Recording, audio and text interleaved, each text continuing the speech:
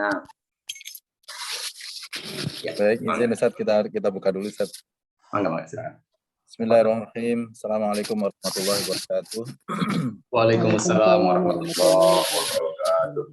Alhamdulillah, salatu wassalamu ala rasulillah wa ala alihi wa sahbihi wa mawalah. Syahada la ilaha illallah wa la syarika lahu wa asyhadu anna Muhammadan abduhu wa rasuluhu la nabiyya ba'dah. Allahumma shalli ala Muhammad wa ala ali sayyidina Muhammad. Subhanaka la ilma lana illa ma 'allamtana innaka antal alimul hakim. Syukur alhamdulillah kita masih diberikan kesehatan walafiat dan alhamdulillah kita bertemu kembali dalam tausiah Ramadan pekan ketiga insyaallah. Dan kita berjumpa kembali dengan guru kita Ustaz Munindra Rojani. Insyaallah mudah-mudahan Allah mudahkan, Allah sehatkan badannya, Allah sehatkan keluarganya, dan Allah mudahkan dalam jalan dakwahnya. Amin ya rabbal alamin. Amin, amin, amin. Di kajian pagi hari ini masih melanjutkan tema yang lalu. Ini loh takwa. Nah, jadi 2 pekan lalu sempat masih ini ya berhenti dan insya Allah akan dilanjutkan di pagi hari ini. Mudah-mudahan nanti terjadi interaktif yang sangat smooth gitu. Nanti mudah-mudahan kita bisa diskusi lebih banyak. Untuk menghemat waktu, mudah-mudahan nanti lebih banyak diskusi dan lebih banyak ilmu yang disampaikan kepada kami sebagai murid-muridnya dari Burunda Murinda Rojani. Saya serahkan waktu dan layar kepada Ustaz. Tafadhol Ustaz. Ya, syukron Om Mani. Nah, nama baru nih buat saya. Terima kasih Mas Eka ya. Baik, auzubillahi minasyaitonirrajim. Bismillahirrahmanirrahim. Assalamualaikum warahmatullahi wabarakatuh. Innal hamdalillah nahmaduhu wa nasta'inuhu wa nastaghfiruhu wa na'udzubillahi min shururi anfusina wa min sayyiati a'malina. Man yahdihillahu fala mudhillalah wa man yudlil fala hadiyalah. Amma ba'du. Qala Allah Ta'ala fil Qur'anil Karim, a'udzubillahi minasyaitonir rajim. Bismillahirrahmanirrahim. Wa minan nasi may yaqulu amanna billahi wa bil yaumil akhiri wa ma hum bimu'minin. Al-ayah. Yang saya hormati seluruh keluarga besar Perta Medika IHC yang insya Allah semuanya dirahmati Allah, termasuk Dewan Direksi ya, atau mungkin ada Pak Dr. Asep Saiful Rahmat mungkin yang sudah bergabung ya selaku Direktur Medis Perta Medika, dan seluruh rekan-rekan yang bergabung. Bersyukur kita kepada Allah karena pagi hari ini atas izinnya kita bisa berkumpul lagi bermuajahah secara online dalam keadaan sehat walafiat ya, tidak kurang apa-apa. Semoga berkumpulnya kita pagi ini menjadi alasan yang kuat bagi Allah untuk senantiasa melimpahkan rahmat, taufik dan hidayahnya agar benar-benar masuk ke dalam hati kita, sehingga setiap kita bisa memiliki hati-hati yang bening, hati yang lembut, hati yang mudah untuk memaafkan, dan hati yang selalu cerdas untuk bisa mensyukuri setiap takdir yang Allah tentukan terjadi dalam episode kehidupan kita, meskipun, ya Mas Eka ya, meskipun terkadang takdir Allah itu berseberangan banget gitu dengan keinginan hati kita. Ya, semoga Allah tolong kita untuk bisa mampu menerima semua takdir Allah itu dengan hati yang lapang. Amin ya rabbal alamin. Salawat beriring salam selalu tercurah kepada junjungan kita, manusia terbaik sepanjang zaman, Nabiullah Muhammad sallallahu alaihi wasallam, beserta keluarganya, sahabatnya, dan semoga sampai kepada kita semua umatnya yang senantiasa berusaha untuk bisa mengikuti segala sunnah-sunnahnya sampai hari kiamat nanti. Bapak Ibu yang dirahmati Allah, sekali lagi mari sama-sama kita awali silaturahim kita dengan berbasmalah. Bismillahirrahmanirrahim. Ya. Bismillahirrahmanirrahim. Allahumma inna nas'aluka ilman nafi'a wa na'udzubika min ilmin la yanfa'. Ya Allah, berikanlah kami semua pagi ini ilmu yang bermanfaat, dan lindungilah kami dari ilmu yang tidak bermanfaat. Kita juga berdoa, kita mohon kepada Allah, jika pagi ini ada di antara keluarga kita atau sahabat kita atau mungkin orang tua kita yang sedang sakit, semoga Allah berikan taufik kepada mereka untuk mampu sabar dan ridho atas ketetapan Allah ini. Dan semoga Allah kembalikan lagi kesehatannya, sehingga pada saat mereka sehat nanti, mereka bukan sekedar sehat, tapi mereka sehat dan bergelimang pahala buah dari kesabaran dan keridoannya saat ini. Untuk rekan-rekan kita yang masih di jalan, semoga Allah lindungi perjalanannya, Allah selamatkan dan Allah bahagiakan sampai di tujuan. yang harus berikhtiar pagi ini, semoga Allah mudahkan semua ikhtiarnya dan diberikan hasil yang maksimal. Dan untuk rekan-rekan kita yang tidak bisa bergabung, mungkin karena ada urusan hutang piutang yang harus diselesaikan, semoga Allah tolong mereka semua untuk mampu melunasi semua hutang-hutangnya tanpa harus berhutang lagi. Dan untuk orang tua kita, guru-guru kita, atau sahabat kita yang telah mendahului kita, semoga Allah maafkan semua khilaf dan salahnya, Allah tutup semua aib-aibnya di dunia maupun di akhirat, dan Allah tempatkan mereka semua di tempat yang terbaik di sisinya. Dan terakhir kita mohon kepada Allah, semoga setiap kita termasuk orang-orang yang akan Allah mudahkan, Mas Eka. Allah akan mudahkan kita semua untuk bisa menginjakkan kaki kita ke tanah sucinya Allah, untuk bisa melaksanakan ibadah haji dan umroh dengan mabrur dan mabrurah, bersama-sama dengan keluarga yang kita cintai dan orang-orang yang kita sayang, dalam keadaan sehat walafiat dan serba berkecukupan. Ala hazihi niyat wa fi kulli niyatin shalihah. Al-Fatihah. Auzubillahi minasyaitonir rajim. Bismillahirrahmanirrahim. Alhamdulillah. Iyyaka na'budu wa iyyaka nasta'in. Amin. Amin amin ya rabbal alamin. Ya, terima kasih Bapak Ibu sekalian, teman-teman semua. Semoga Allah mengijabah doa-doa kita. Amin. Amin ya rabbal alamin. Ya, baik. Teman-teman yang dirahmati Allah, ini semua sehat ya? Pagi ini sehat semua ya? Alhamdulillah sehat. Alhamdulillah, sehat dan semangat. Sebelum kita lanjut ke materi kajian kita hari ini, yang judulnya Ini Loh Iman. Kalau kemarin Ini Loh Takwa, sekarang Ini Loh Iman. Pak Eka mohon izin, jika kondisi di tempat kita masing-masing itu kondusif, ya nggak berisik gitu, maka silahkan mic-nya diaktifkan saja Pak Eka. Yang kondusif ya, diaktifkan saja, karena kajian kita nanti sifatnya lebih ke interaktif gitu, supaya pada saat nanti saya bertanya, teman-teman bisa langsung jawab tanpa lupa untuk mengaktifkan mic-nya, khusus yang kondusif. Tapi kalau yang memang ada tukang es lewat atau ada tukang apa lewat yang berisik, suara burung, suara orang manasin motor, ya di mute aja gitu ya. Silakan teman-teman yang sekiranya kondusif di tempatnya, mic-nya agar diaktifkan saja. Ya, baik. Waktu kita nggak lama ya, hanya 1 jam saja, dipotong pembukaan tinggal 45 menit kurang lebih. Pagi ini kita akan berbicara tentang iman, ya dari sisi mungkin yang agak sedikit berbeda, gitu ya teman-teman ya. Kalau saya bertanya hari ini, kira-kira kita ini sudah beriman atau belum ya? Gitu. Kita udah beriman belum nih teman-teman di Perta Medika? Jawabannya apa kira-kira? Mbak Lilis, Heni, Mbak Lilis, monitor Mbak Lilis. Monitor Pak Ustadz. Ya siap, Mbak Lilis. Pertanyaan pertama, apakah Mbak Lilis sudah beriman? Itu pertanyaannya. Kepada Allah ya, sudah beriman kepada Allah gitu ya. Beriman loh Pak Ustadz. Beriman lah ya, sip. Thank you, makasih Mbak Lilis. Pak Eka, Pak Mani atau Pak Eka, gimana? Pak Eka sendiri gimana Pak? Ada pertanyaan nih Pak, tulisan gede banget di spanduk. Apakah saya sudah beriman? Kira-kira Pak Eka mau jawab apa tuh Pak Eka? Harusnya udah yang satu. Ya. Maaf. Apa Pak Eka? Putus-putus. Ya, sudah beriman Ustaz. Ya, sudah beriman. Alhamdulillah. Satu lagi dong, satu lagi. Yosita Lida. Yosita Lida. Ustadz. Saya panggilnya apa nih, Mbak Yos atau siapa? Yosi aja Ustadz.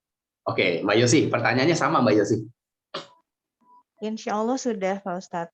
Sip, insya Allah sudah. Makasih ya, Pak Eka, Mbak Yosi, dan Mbak Lilis. Terima kasih sudah mewakili teman-teman yang lain, insya Allah. Ya, ketika ada pertanyaan apakah kita sudah beriman, maka jawaban kita akan macam-macam. Ya, ada yang menjawab mantep, belum Pak, saya belum beriman. Mantep jawabannya. Ada juga yang menjawabnya mantep, udah dong, saya mau udah beriman. Gitu. Dan ada juga sebagian yang menjawabnya ragu-ragu. Gue nggak tahu deh, gue udah beriman atau belum nih. Gue sendiri bingung. Ada yang seperti itu. Oke, nah teman-teman, ketika kita menyatakan bahwa kita sudah beriman kepada Allah, sebetulnya apanya sih ya yang kita imani dari Allah nih? Ketika Mbak Lilis bilang, saya sudah beriman dong Pak sama Allah, itu apanya Allah tuh yang kita imani, gitu ya. Nah, teman-teman yang dirahmati Allah, pernyataan keimanan kita kepada Allah itu, ya, itu membuahkan atau ada konsekuensi yang mengikuti dari pernyataan itu, ya. Sehingga bisa saja pernyataan kita itu disangkal oleh Allah. Ya, kita bilang saya beriman loh kepada Allah, tapi Allah bilang, "Oh, enggak, ente mah nggak beriman," gitu kira-kira. Ya, ilustrasi sederhananya gini, ilustrasi sederhana. Misalnya ada orang, ya, let's say Mas Eka deh, ya, Mas Eka bilang, Pak Indra, saya ini paling ganteng loh, atau saya ini termasuk orang ganteng loh di Perta Medica, misalnya begitu, ya. Sementara ternyata ukuran ganteng di Perta Medica tuh udah jelas poin-poinnya gitu. Seorang laki-laki dikatakan ganteng di Perta Medica jika gitu. Satu, ya kan? Kelopak matanya kalau terbuka itu atas sampai bawah kurang lebih 3,5 cm, misal. Ya. Kemudian hidungnya, tinggi hidung atau apa tuh, mancungnya hidung itu minimal 3 cm minimal, ya. Kemudian dia berjenggot dengan panjang jenggot kurang lebih atau minimal 20 cm dari dagu. Misalnya seperti itu. Ya. Itu poin-poin penting tentang orang ganteng di Perta Medica. Terus Mas Eka bilang, gue termasuk loh yang ganteng di situ. Nah, kira-kira menurut Mbak Lilis, pernyataan Mas Eka kalau dia tuh ganteng di Perta Medica, masuk nggak kalau dengan lihat ciri-ciri beliau? Kalau Saya sesuai begitu. dengan indikator atau ciri-ciri yang tadi disebutkan bisa masuk Pak Ustadz. Jadi untuk melihat bahwa dia kategorinya ganteng, apakah memenuhi persyaratan ganteng yang di Perta Medica itu gitu Pak Ustadz. Ya, kita lihat sekarang, ini udah saya spotlight nih. Ya, Mas Eka matanya sampai nggak 3,5 cm gitu, dari atas ke bawah kira-kira, dalam kondisi terbuka ya, Mbak Lilis. Sampai lah Pak Ustadz. Sampai ya? Di samping saya soalnya Pak Ustadz. Di sebelah. Kalau di sebelah ambil penggaris ukur langsung aja on the spot gitu ya. Oke, itu syarat yang pertama. Syarat yang kedua tadi? Syarat yang kedua apa tadi? Ada jenggotnya. Ada jenggotnya, tapi ada minimalnya. Panjang jenggot minimal 20 cm dari dagu. Itu sampai nggak 20 cm? Enggak. Saya nggak sampai ya? Nggak nyampe. Oke. Karena nggak nyampe, berarti memenuhi nggak persyaratan bahwa beliau ini termasuk orang ganteng di Perta Medica, gitu. Nah, kalau memang salah satu syaratnya itu harus terpenuhi semua, berarti enggak Pak Ustadz. Tapi Ya. apakah ada persyaratan misalnya minimal 3 atau 1 aja udah termasuk Pak Ustadz? Harus semuanya nih, harus semuanya. Jadi gantengnya tuh perfect gitu. Nah, kalau harus semuanya berarti gugur Pak Ustadz. Berarti gugur. Oke. Gugur. Ya, berarti gugur ya Mas Eka. Mohon maaf Mas Eka. Ternyata Mas Eka baru merasa ganteng, tapi belum memenuhi persyaratan ganteng yang sesungguhnya di Perta Medica. Jadi cuman kegeeran ganteng, gitu kira-kira.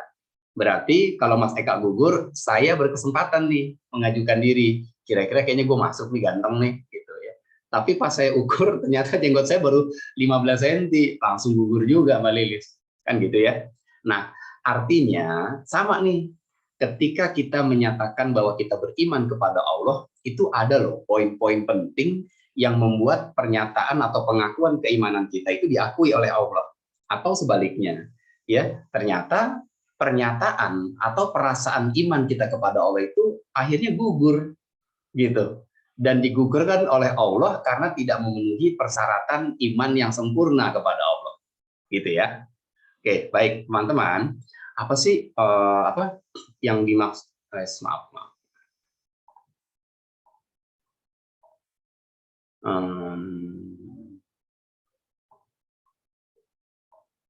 Saya bagikan dulu.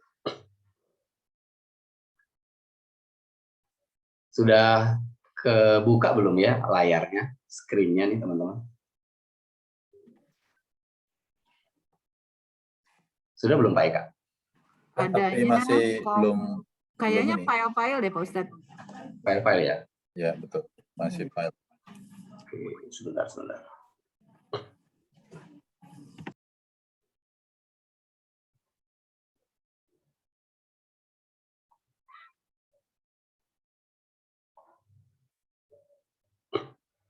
Kalau ini teman-teman sudah terbuka belum ya?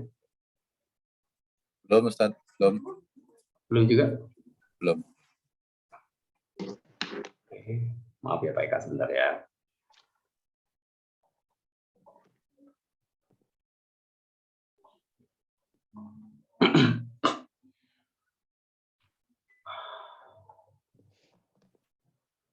Ya, sudah tampil Ustaz. Oke, sudah ya? Baik, terima kasih. Nah, kita lihat surat Al-Baqarah ayat 8 ya teman-teman ya. Sudah ada di layar, jadi nggak usah sibuk cari-cari ayatnya lagi. Allah berfirman, Mas Eka boleh tolong bantu baca Mas Eka? A'udzubillahi minasyaitonir rajim. Wa minan nasi man yaqulu amanna billahi bil yaumil, kayaknya Itu billahi, salah ininya karena formatnya ya. Billahi wa bil yaumil akhir. saya ambil di ini aja ya. Iya, di Quran aja boleh Mas. Minasyaitonir rajim. Wa minan nasi man yaqulu amanna billahi wa bil yaumil akhir wa ma hum bimu'minin. Ya, artinya dan di antara manusia ada yang mengatakan kami beriman kepada Allah dan hari kemudian, pada hal mereka itu sesungguhnya bukan orang-orang yang beriman. Quran surat Al-Baqarah ayat 8. Terima kasih Mas Eka. Ya, dan di antara manusia, kalau di antara manusia bisa Mbak Yosi nggak manusianya itu? Di antara manusia. Bisa Mas Eka, bisa Mbak Lilis. Betul ya? Oke. Dan di antara manusia ada orang yang mengaku kalau dirinya itu beriman sama Allah dan hari akhir. Kata siapa tuh Mbak Lilis? Kata dirinya sendiri, mengaku Pak. Enggak, yang ngomong ini nih, yang bilang ini siapa nih? Yang bilang di antara manusia ada loh orang yang ngaku-ngaku dirinya beriman. Oh, dari Allah Pak Ustadz. Allah yang bilang ya. Kemudian kata Allah wa ma hum bimu'minin. Padahal mereka itu bukan orang yang beriman. Gitu ya. Dari ayat ini kita mendapatkan info besar nih bahwa sangat mungkin perasaan keimanan kita atau ketika kita merasa sudah beriman ternyata sama Allah dinyatakan tidak beriman gitu. Betul nggak Mas Eka?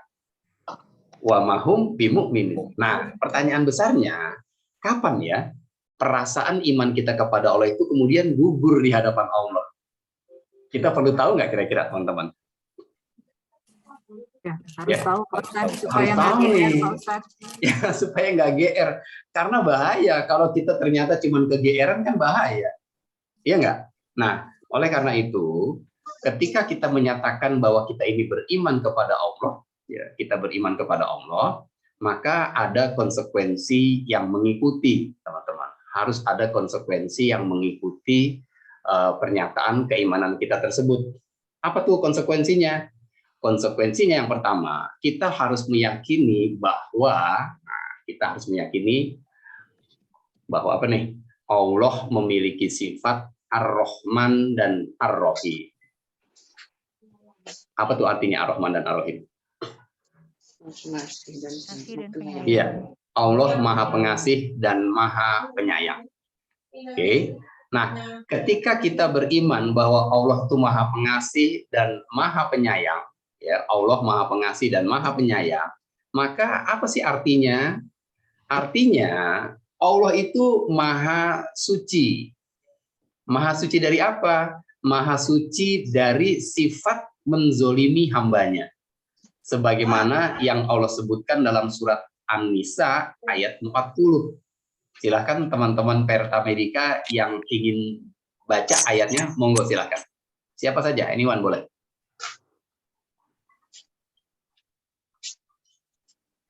Saya Pak Ustadz. Silakan. Bismillahirrahmanirrahim. Innallaha la yazlimu misqala dzarrah wa in taku hasanatan yudha'ifha wa yu'ti min ladunhu ajran 'azima. Iya, artinya Sungguh Allah tidak akan menzalimi seseorang walaupun sebesar zarah.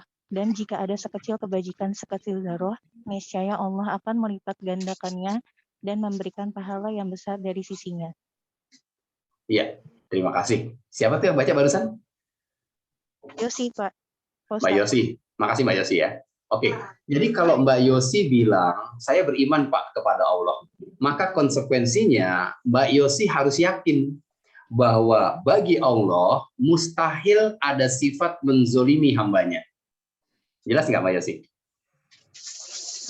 Jelas, Ustaz. Meskipun dengan tingkat kezoliman yang paling kecil sekalipun.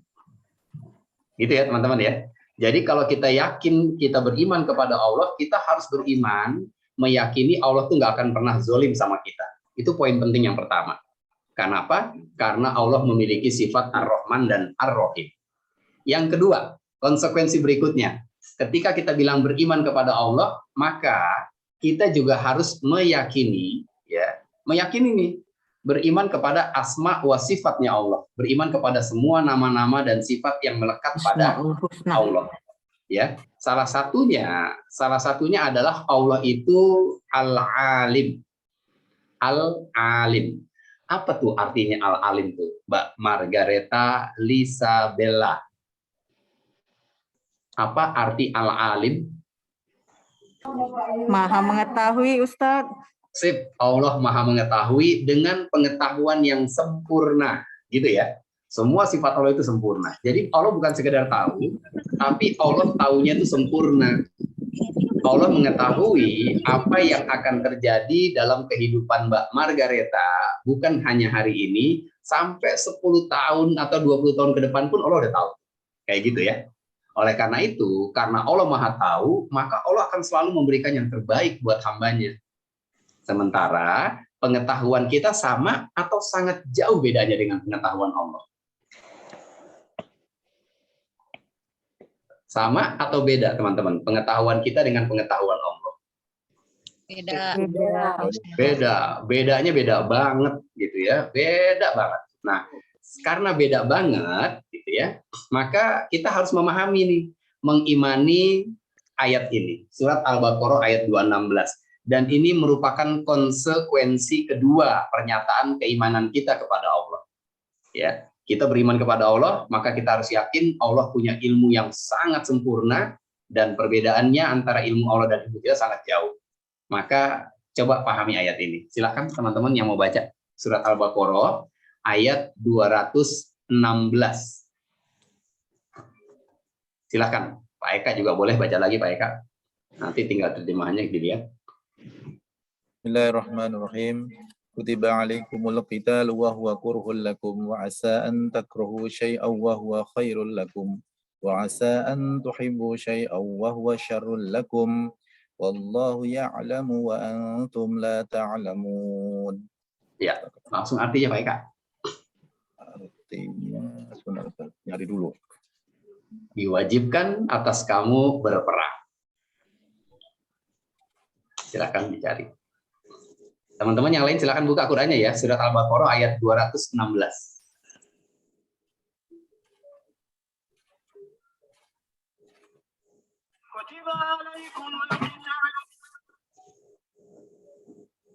Diwajibkan atas kamu berperang, padahal itu tidak menyenangkan bagimu. Tetapi boleh jadi kamu tidak menyenangi sesuatu, padahal itu baik bagimu.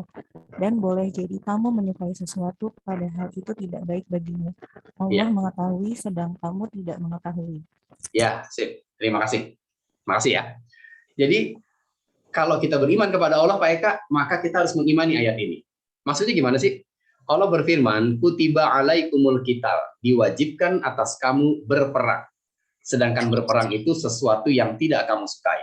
Allah tahu banget nih, yang namanya perang itu sesuatu yang kita nggak suka, tapi Allah wajibkan. Gitu ya. Nah, berperang di sini bukan hanya berperang secara fisik, ya, kita bawa pistol, kita bawa senjata, tapi mencakup perang melawan hawa nafsu kita atau menyelisihi hawa nafsu kita. Ketika hawa nafsu kita ngajak ke kanan, terus kita lawan tuh, enggak, gua harus ke kiri nih. Itu kan nggak enak ya? Enak nggak, Mbak Yosi?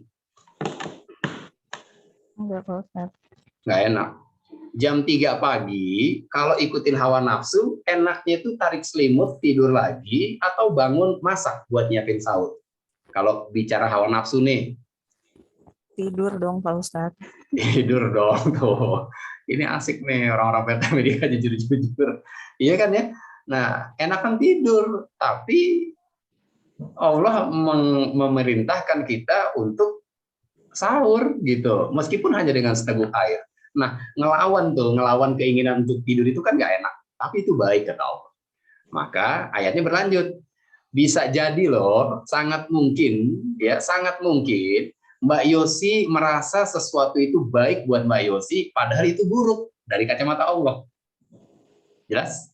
Atau sebaliknya, bisa jadi Mbak Yosi merasa nggak nyaman dengan sesuatu yang Allah takdirkan, bahkan Mbak Yosi merasa Allah jahat, padahal di waktu yang sama Allah berkata, itu bagus banget ya buat ente, gitu kira-kira. Jelas ya? Oke, dari ayat ini kita dapat pengetahuan nih, Mas Eka. Ya, kita dapat pengetahuan ya Bu Evi bahwa sangat mungkin terjadi perbedaan persepsi atau sudut pandang antara kita dengan Allah. Bisa jadi kita merasa sesuatu itu baik, padahal bagi Allah itu buruk banget buat kita, dan sebaliknya. Jelas nggak sampai di sini? Jelas ya? Oke. Nah, perbedaan ini kemudian di-close dengan pernyataan Allah, wallahu ya'lamu. Mas Eka, Allah tuh ngerti banget yang terbaik buat Mas Eka. Wa antum, dan Mas Eka tuh la ta'lamu, nggak ngerti apa-apa gitu. Jadi karena pengetahuan Allah yang sempurna, ya sampai beberapa tahun ke depan pun Allah tahu, maka Allah akan berikan yang terbaik buat kita. Tapi karena pengetahuan kita terbatas, akhirnya apa yang Allah takdirkan kita salah dalam memahami. Kita merasa Allah jahat. Ilustrasi sederhana, ya. Ilustrasi sederhana. Pernah ngobrol-ngobrol gitu ya, Mas Eka dan teman-teman Peta Medika. Saya pernah ngobrol-ngobrol dengan sepasang suami istri ya yang tidak dianugerahi keturunan oleh Allah setelah 10 tahun lebih menikah. Gitu ya. Kemudian di awal-awal pasangan ini merasa Allah tuh nggak adil, Allah nggak fair dengan dia. Karena pasangan lain yang menikah bersama-sama dengan dia waktunya kurang lebih itu udah punya anak 5, ada yang anaknya 3 dan seterusnya. Sehingga dia merasa Allah jahat sama mereka khususnya. Sampai suatu hari pemikiran itu akhirnya hilang, ya hilang dengan sendirinya, dan berpikir bahwa Allah ternyata baik banget buat mereka berdua. Karena mereka beriman nih, Allah pasti ngasih yang terbaik. Kenapa bisa berubah begitu? Ya, karena mereka baca berita ada sepasang suami istri yang dengan tega membunuh anak kandungnya sendiri karena merasa nggak sanggup menghandle anak yang mereka miliki bersama. Jadi anaknya itu benar-benar hiperaktif, ya, sehingga si ibu merasa stres, si bapak juga merasa nggak nyaman dengan kehadiran anaknya, sampai akhirnya mereka tega ngebunuh anak kandungnya sendiri, Mbak Rahmi.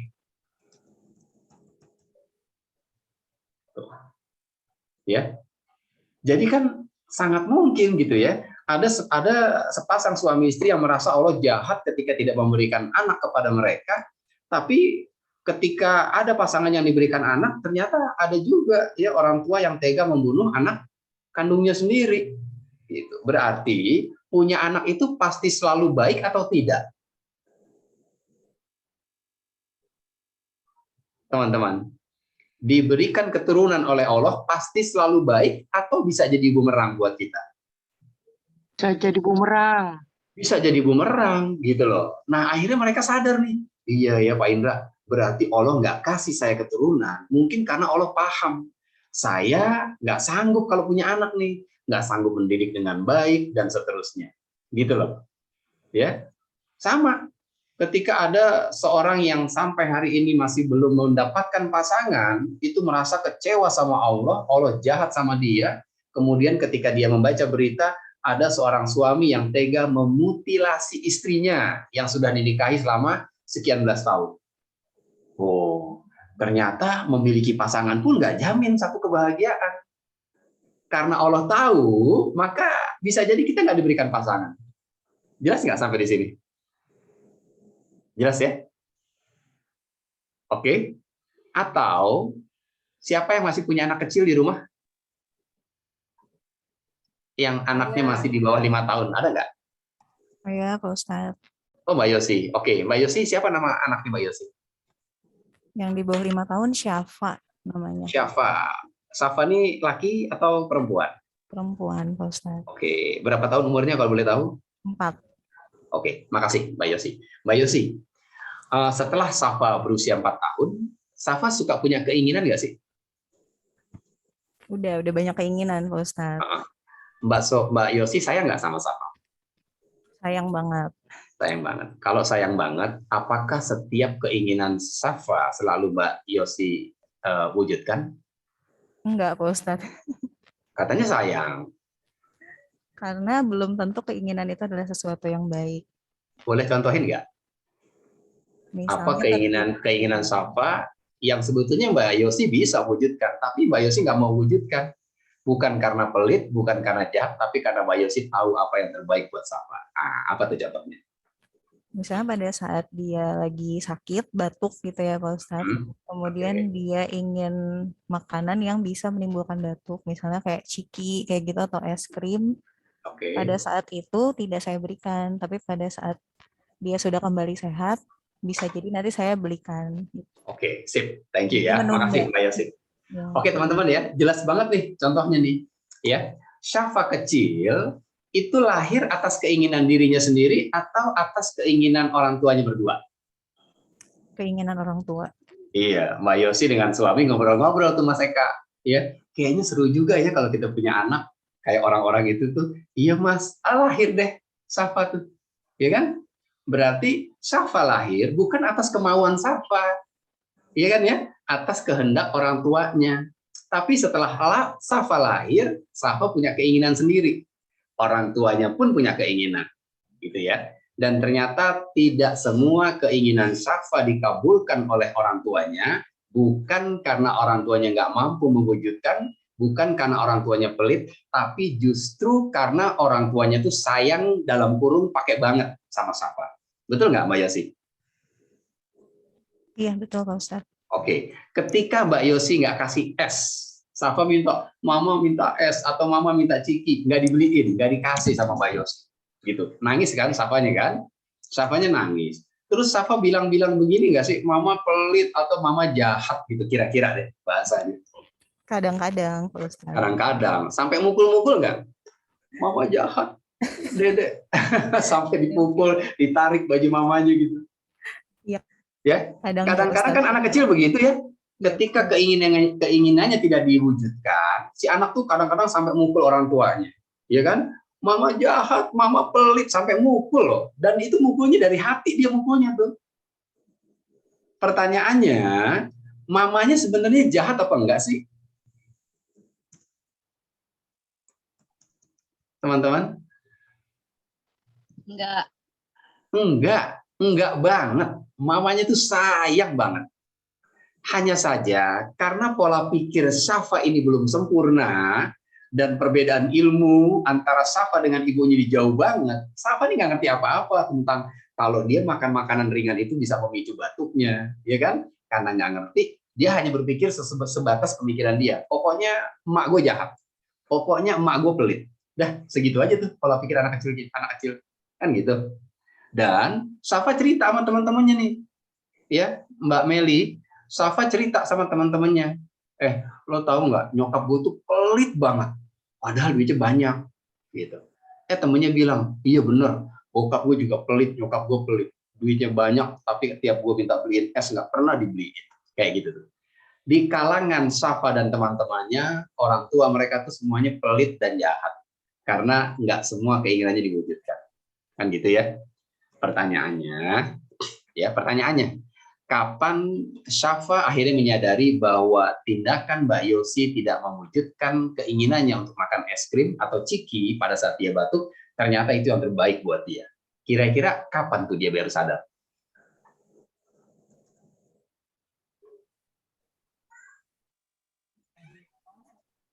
Mungkin pada saat dia sudah punya ilmu. Kalau mungkin pada saat dia punya ilmu, atau Mas Eka, mungkin pada saat Safa udah nikah dan Safa punya anak, ya kan? Anaknya batuk terus minta es krim, Safa nggak beliin, baru dia mikir, ya Allah, ternyata Mama Yosi itu baik banget loh. Dulu tuh 23 tahun yang lalu tuh, Masya Allah, lihat ya. Untuk memahami betapa baiknya orang tuanya itu butuh waktu yang sangat lama bagi Safa kecil, kan gitu. Sama nih teman-teman, persis sama ketika nih Mbak Meli Yanti, monitor nggak Mbak Meli?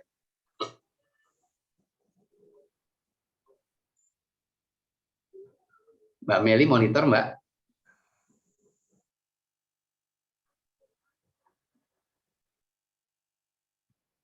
Oh, suaranya nggak connect ya.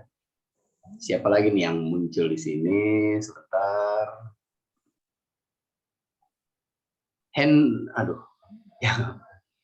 Henrico monitor Pak Henrico.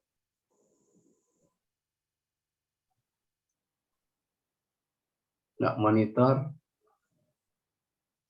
Isna Wiyah monitor nggak Mbak Isna Wiyah? Enggak juga. Ya udah, balik lagi Mas Eka lagi sama Mbak Lilis berarti yang gambarnya aktif ya. Nggak apa-apa ya. Mbak Lilis, pertanyaannya Mbak Lilis. Mbak Lilis pernah request nggak sama Allah? Sebelum Mbak Lilis ada nih, Mbak Lilis pernah minta nggak? Ya Allah, tolong ciptain aku dong jadi Lilis. Pernah nggak? Enggak, Pak Ustadz. Nggak pernah ya?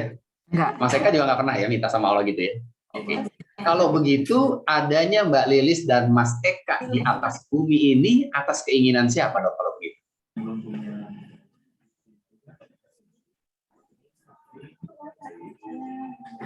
Atas keinginan siapa, Mbak Lilis?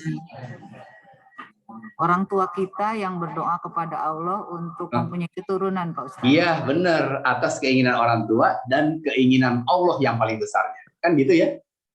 Iya, jadi kita nggak pernah pengen jadi manusia, tapi Allah ingin ada Lilis dan Eka di atas bumi ini. Artinya, adanya kita ini bukan karena kemauan kita, tapi kemauan Allah. Sama, lahirnya Safa nggak pernah minta sama Mbak Yosi, tapi karena Mbak Yosi pengen, akhirnya Safa muncul. Kan gitu. Nah, setelah kita diciptakan oleh Allah, ternyata Mbak Lilis dan Mas Eka punya keinginan juga nggak? Iya. Punya, Pak Ustadz. Punya. Oke, berarti dalam kehidupan kita ini, teman-teman semua, ada dua keinginan. Yang pertama keinginan kita, yang kedua keinginan Allah. Oke, sama ya, seperti keinginan Safa dan keinginan orang tua. Kira-kira keinginan siapa yang paling mungkin terjadi atau terwujud? Keinginan Allah, Pak Ustadz. Keinginan Allah ya. Oke, jadi Mbak Lilis pernah nggak punya keinginan tapi nggak terwujud, Mbak Lilis? Pernah sih, Pak Ustadz. Pernah. Oke. Berarti kalau keinginan Mbak Lilis tidak terwujud, berarti yang terwujud keinginan siapa? Keinginan Allah, Pak Ustadz. Mbak Lilis yakin nggak bahwa apa yang Allah inginkan atas hambanya pasti yang terbaik? Nah, beriman nggak? Iya, harus yakin gitu, Pak Ustadz. Harus yakin. Oke, pertanyaannya, pernah nggak Mbak Lilis kecewa dengan keputusan Allah? Ada juga sih, Pak Ustadz. Kapan tuh? Kapan Mbak Lilis kecewa dengan keputusan Allah? Lupa ya, Pak Ustadz. Apa ya? Saat apa ya? Mas Eka, pernah kecewa nggak Mas Eka? Kalau pas kita pengen sesuatu yang pengen banget gitu, tapi ternyata nggak dikabulkan gitu, mungkin. Iya. Gitu mungkin juga. Iya, simpel aja kan. Umumnya manusia, termasuk saya, itu akan kecewa ketika apa yang kita inginkan ternyata nggak terwujud. Atau yang terwujud malah sebaliknya. Kan gitu ya. Ketika keinginan kita tidak terwujud, berarti yang terwujud keinginan Allah, teman-teman. Betul nggak? Dan kalau kita beriman bahwa apapun yang Allah takdirkan atas hambanya, pasti yang terbaik, dan tidak ada unsur kezoliman sekecil apapun, harusnya kita menerima atau kecewa. Harusnya, kalau benar-benar beriman. Harusnya menerima, Pak Ustadz. Iya, pakai kecewa nggak? Enggak, harusnya enggak. Tapi sebagai Harusnya manusia enggak. kesel. Oke, terus kalau sekarang kita menjalani hidup ini, terus kadang-kadang kecewa, kadang terima, kadang kecewa, kadang terima. Berarti keimanan kita sudah full belum kepada Allah, bahwa apapun yang Allah takdirkan pasti yang terbaik buat kita. Nah, berarti iman kita sudah full atau belum? Kadang full, kadang enggak, Pak Ustadz. Kadang full, kadang enggak. Oke, sip. Makasih, Mbak Lilis. Ya, silakan lihat di apa? Saya coret-coret sedikit ya di belakang saya ya. Jadi, ketika kita bicara iman, ya, ketika kita bicara iman, kita kepada Allah. Jadi, iman itu ada karatnya, teman-teman. Ya, ada 24, ada 18, ada 1 karat.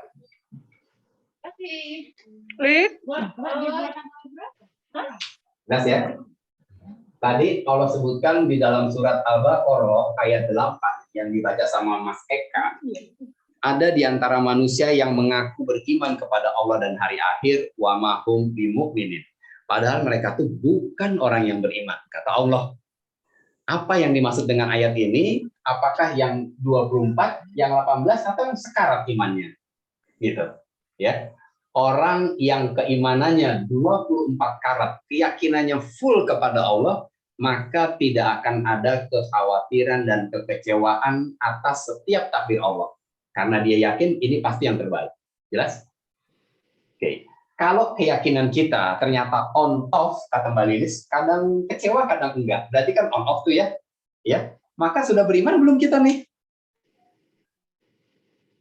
Sudah, Pak Ustadz, tapi belum 24. Nah, cakep. Udah. Mungkin di mana? Yang mana kalau gitu, Mbak Lilis? Bisa 18. Oke, 18. Ya. Jadi kalau kita pernah kecewa gitu ya 1-2 kali sama keputusan Allah, berarti kita sudah beriman, tapi iman kita baru 18 karat. Gitu kan ya? Masih ada PR nih. PR-nya berapa karat nih untuk kita tingkatkan keyakinan kita? 6 karat. Kita harus nambahin 6 karat lagi.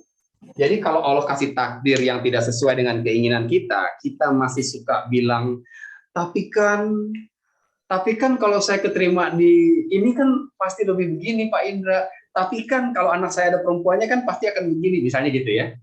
Sekali kita bilang tapi atas takdir Allah yang tidak sesuai dengan keinginan kita, maka kadar keimanan kita turun dari 24 menjadi 18 karat. Jelas teman-teman? Satu tapi. Terus kalau tapinya berkali-kali nih Mas Eka. Mas Eka kecewa, terus curhat sama Mbak Lilis. Please, tolongin gue dong, gue lagi bete nih, kata Mas Eka. Terus dia cerita, dia curhat, kata Mbak Lilis, Kak, lo nggak yakin kalau ini yang terbaik dari Allah? Yakin sih, tapi kan, satu nih, tapi kan, ya kan? Langsung turun tuh 18 karat tuh. Terus dijelasin lagi, nih, lo baca ayatnya. Baca ayat. Iya, gue ngerti ayat ini. Tapi kan, Lis, 2 kali. Semakin sering tapikan kita atas takdir Allah, maka kadar karat kita turun anjlok sampai tinggal 1 karat. Kalau 1 karat, bacanya masih enak Mbak Lilis. Jadi supaya jelek gitu, yang 1 karat ini bacanya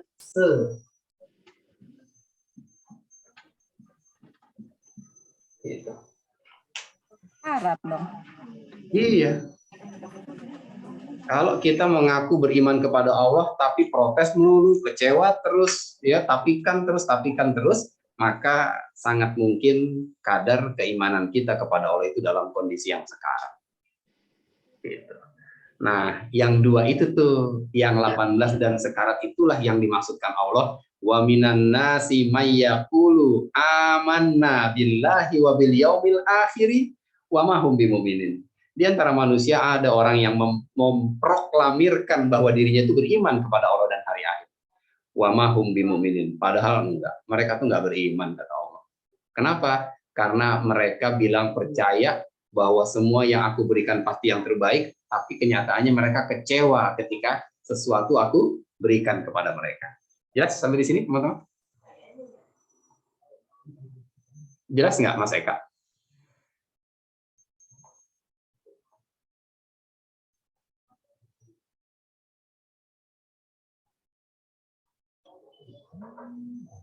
Assalamualaikum, teman-teman monitor. Oh iya. Ya, assalamualaikum Mbak Sandra.